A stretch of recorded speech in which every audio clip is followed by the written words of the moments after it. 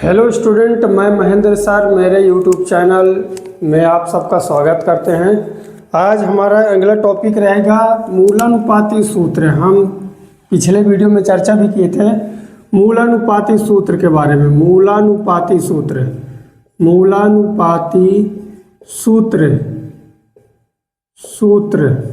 मूलानुपाती सूत्र और एक और आएगा आणविक सूत्र, है ना। ये चार टॉपिक हमारे पास मेन थे जो हम एक पार्ट में सबसे पहले वीडियो में चर्चा किए थे।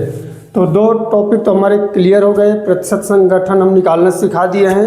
उम्मीद करते हैं आप लोगों से बनने लगे होंगे। अब हम बात करेंगे मूलानुपाती सूत्र।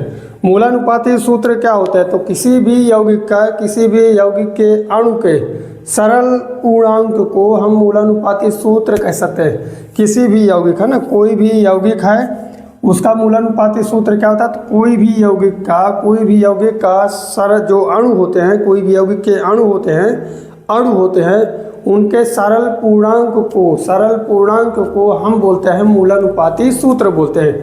चलते हैं, इसको हम करके दिखाते हैं। और हमारे पास एक क्वेश्चन है, हालांकि दो क्वेश्चन है हमारे पास, तो दोनों आज इसी वीडियो में हम प्रयास करेंगे कि हो जाएं।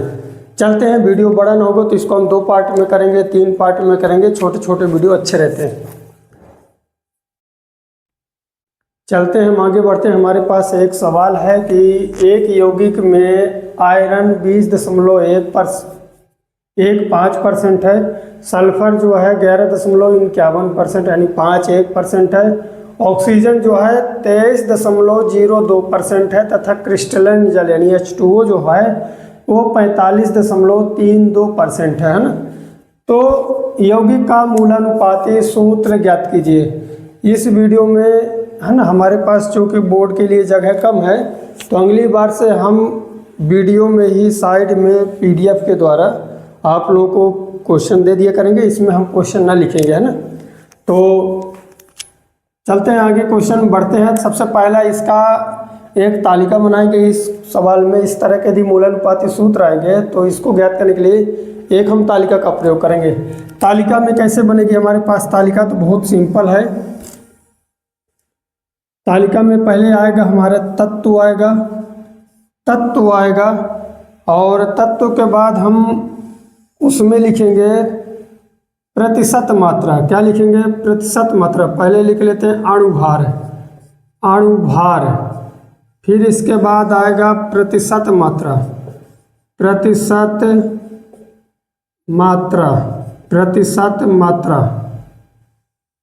फिर आएगा आपेक्षिक मात्रा, है ना।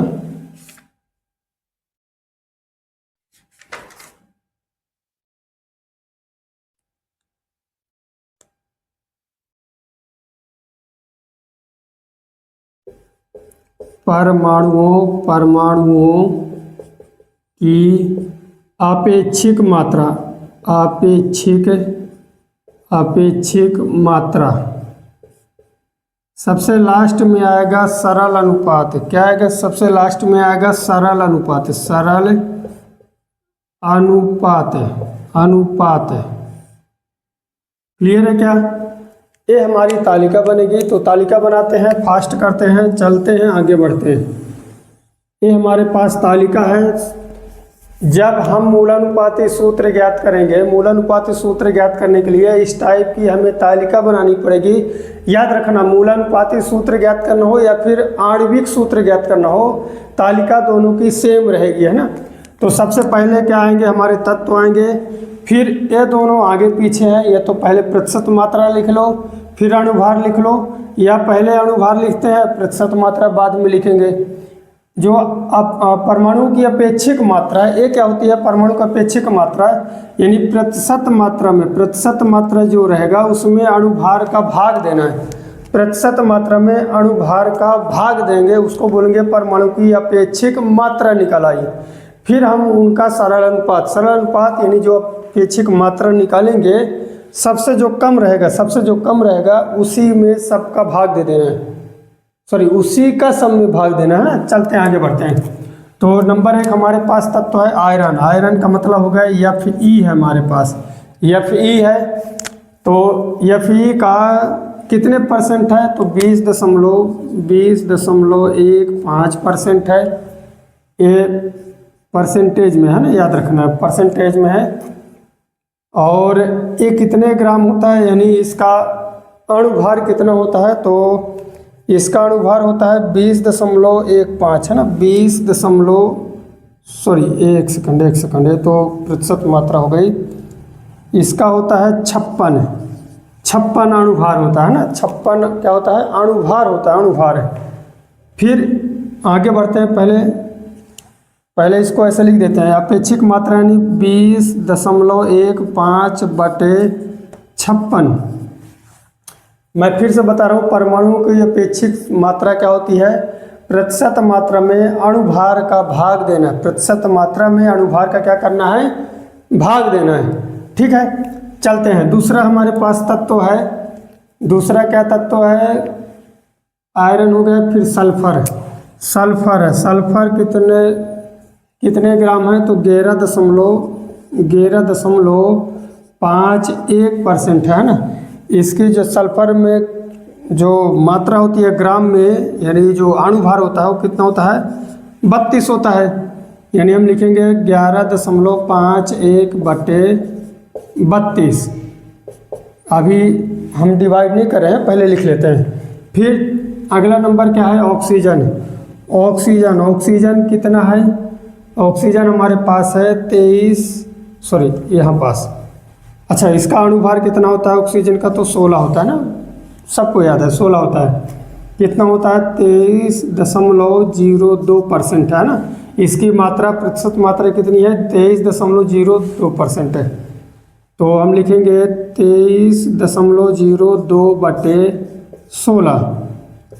ठीक, सबसे लास्ट में हमारे पास है जल, क्रिस्टलन जल मतलब H2O कितना है, तो H2O की जो अणुभार होता है वो कितना होता है, 18 होता है। और ये हमारे पास 45.32% है। तो हम लिखेंगे 45.32/18। तालिका बंद करते हैं।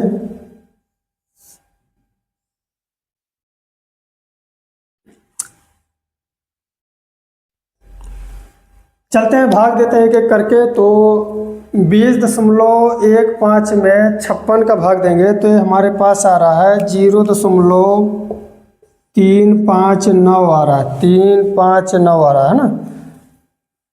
11.51 में 32 का भाग देंगे तो ये भी 0.359 आ रहा है। 23.02 में 16 का भाग देंगे तो ये हमारे पास 1.44 आ रहा है। 45.32 में 18 का भाग देंगे तो ये आ रहा है बराबर में 2.518 आ रहा है ना। हम कैलकुलेट करके रखे हुए हैं ना, हम देख के बता रहे हैं, ऐसे नहीं अंदाज कर रहे हैं कि कितना आ रहा है। हम इनको पहले से भाग दे के रखे हुए हैं साइड में, तो आप लोग इसको भाग करके एक बार चेक कर लीजिएगा, हो सकता है कि हमसे डिस्टर्ब हो जाए या हो गया हो। फिर अब हम सरल अनुपात की बात करेंगे। सरल अनुपात कैसे ज्ञात करेंगे, जो अपेक्षिक मात्रा सबसे कम होगी उसी का सभी में भाग दे देना है। तो सबसे कम क्या है, ए भी उतना ही है जितना ए है ना। ये दोनों क्या है, बराबर है, 0.359, ये भी 0.359। तो हम इन्हीं में से किसी एक का सब में भाग देंगे। लिखेंगे 0.359 भागे 0.359, इसको भाग देंगे तो 1 आ जाएगा। फिर से 0.359 भागे 0.359 बराबर 1 हो जाएगा। 1.44 भागे 0.359 बराबर, ये भाग देने पर हमारे पास 4 आ रहा है। कितना आ रहा है, 4 आ रहा है। फिर 2.518 भागे 0.359 बराबर ये आ रहा है हमारे पास 7 आ रहा है। क्लियर है क्या, ये हमारे निकल गए सरल अनुपात। तो मूलानुपाती सूत्र ज्ञात करने के लिए हमें एक टेबल याद करनी पड़ेगी। यानी ये टेबल कैसे याद करना पड़ेगा? सबसे पहले तत्व वो तो दिए रहेंगे, तत्व दिया रहेगा। अणुभार, अणुभार हमको याद करना पड़ेगा कि आयरन का कितना होता है, 56 होता है। सल्फर का कितना होता है, 32 होता है। ऑक्सीजन का 16 होता है और H2O का 18 होता है। इसी प्रकार आपको प्रतिशत मात्रा तो ये दी हुई है ना, सब में प्रतिशत मात्रा दी हुई है। हो सकता है कभी कभी प्रतिशत मात्रा किसी एक की ना दी हो, तो पहले देख लेंगे कि टोटल 100% हो रहा है कि नहीं हो रहा। 100% में से जितना दिया है उतना माइनस कर देंगे, है ना। फिर इसके बाद तीसरे नंबर में यानी जो चौथी कॉलम है वो परमाणु की अपेक्षित मात्रा है। परमाणु की अपेक्षित मात्रा क्या होती है? तो प्रतिशत मात्रा में अणुभार को भाग देना है। फिर सबसे लास्ट में सरल अनुपात। सरल अनुपात क्या है? जो सबसे कम आएगा, अपेक्षित मात्रा जो सबसे कम आएगी उसी का सभी में भाग दे देना है। क्लियर है? यहाँ तक समझ में आ गया? इसलिए हम लिखेंगे अतः लिखेंगे अतः मूलानुपाती सूत्र बराबर मूलानुपाती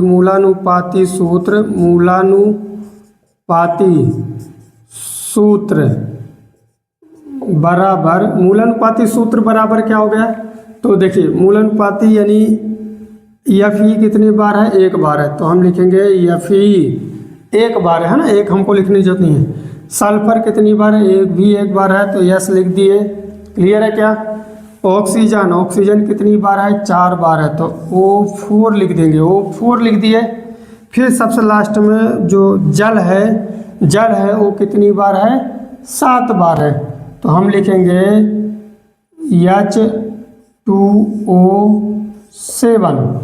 यानी ये जो है हमारा टोटल कितनी बार है? 7 बार है। क्लियर है क्या? तो ये हमारा मूलानुपाती सूत्र है जिसको हमें हल करना था। ये आएगा, इस टाइप के जब सवाल आते हैं तो याद रखना है कि 3 नंबर में आते हैं। वेरी मोस्ट है, बहुत इंपॉर्टेंट है। चलते हैं हम अगला सवाल की तरफ। तो देखिए अगला सवाल है ना, इसका स्क्रीनशॉट आप लोग ले लीजिए।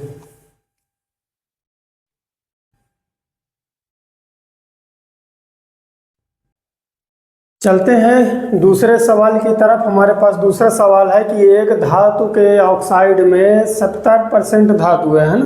कितने परसेंट है? 70% धातु है।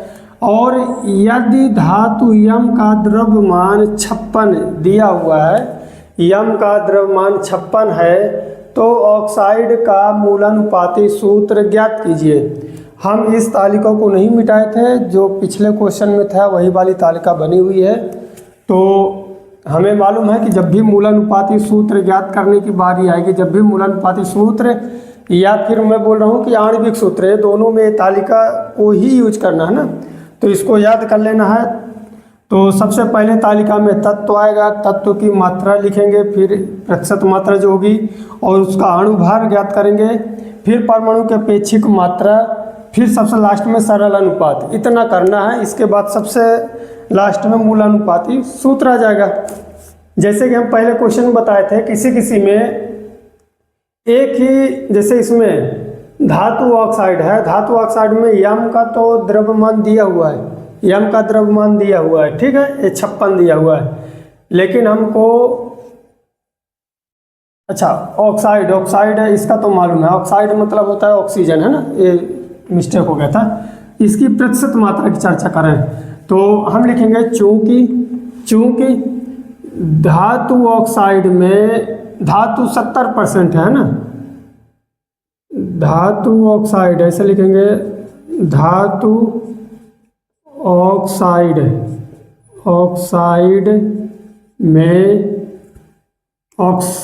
में धातु 70% है। इसलिए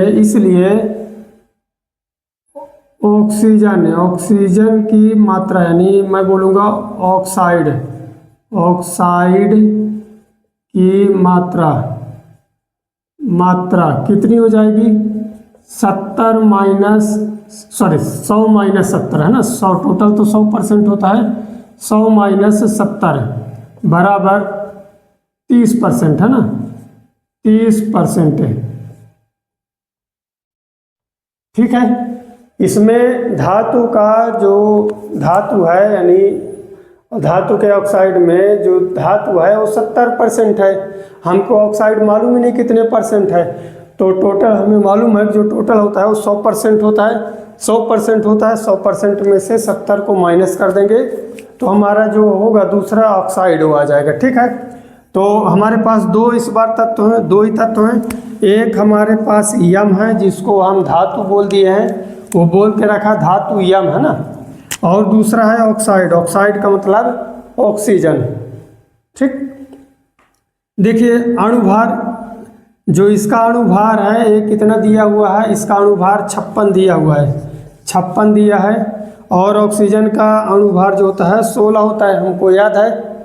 ठीक है, प्रतिशत मात्रा यम की यानी धातु की प्रतिशत मात्रा कितनी है, 70%। 70% है, सवाल में दिया हुआ है। और जो ऑक्साइड है उस हम निकाल के रखे हैं, कितना निकाले हैं, 30% है। तो अपेक्षिक परमाणु के अपेक्षिक मात्रा में क्या करते हैं, जो प्रतिशत मात्रा है उसमें अणुभार को भाग देंगे, यानी 70 भागे 56 करेंगे। और इधर 30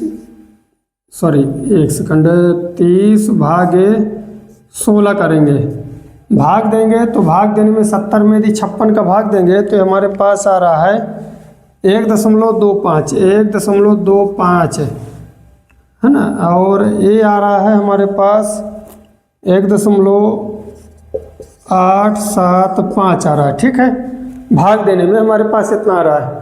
अब सरल अनुपात कैसे निकालते हैं, जो सबसे कम होगा उसी को हम क्या करेंगे, भाग दे देंगे, उसी को सभी में भाग देना है। तो सबसे कम कौन सा है, हमें मालूम है कि 1.25 ये सबसे कम है, इन दोनों में कम है। तो हम बोलेंगे 1.25 भागे 1.25 और इधर 1.875 भागे 1.25। इसका भाग देंगे 1 आएगा और इसका भाग देंगे तो हमारे पास 1.5 आ रहा है, 1.5 आ रहा है। ठीक, लेकिन अब इसमें देखना है जो सरल अनुपात है वो दशमलव में है, हमको दशमलव नहीं लेना। इसका मतलब हम क्या करेंगे, दशमलव जब हमें नहीं रखना है तो हम इसमें ऐसी संख्या का गुणा कर दें, ऐसी कोई भी संख्या का गुणा कर दें कि ये दशमलव हट जाए। तो हम बहुत आसान है कि इसमें 2 का गुणा करेंगे, 1 का 2 में गुणा करेंगे तो 2 आ जाएगा, 1 2 के 2 और 1.5 है ना, 1.5 है, इसमें 2 का गुणा करेंगे तो 3 हो जाएगा। तो हम लिखेंगे, इसको निकालने से पहले आप लोग लिख लीजिएगा कि सरल अनुपात को पूर्णांक से गुणा करने पर, है ना, पूर्णांक के लिए ऐसा लिखेंगे, इसको बाद में लिखना है, पहले इसको लिख लेते हैं कि सरल अनुपात को पूर्णांक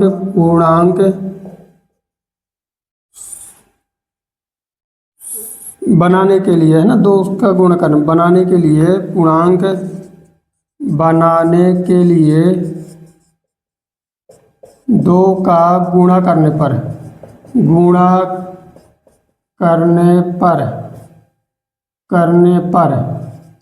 गुणा कर देंगे तो कितना हो जाएगा, 2 1 का 2 हो जाएगा और 1.5 का 2 में गुणा करेंगे 3 हो जाएगा। यानी हमारा जो सरल अनुपात होगा, गुणा में ही पास किए दे रहे हैं तो 2 और इसमें भी 2 का गुणा, तो ये बराबर 2 हो जाएगा, ये बराबर 3 हो जाएगा। यानी हम बोलेंगे कि M2O3 ये हमारा उत्तर हो जाएगा। बहुत आसान है, आप लोग इसका स्क्रीनशॉट ले लीजिए और आगे बढ़ते हैं।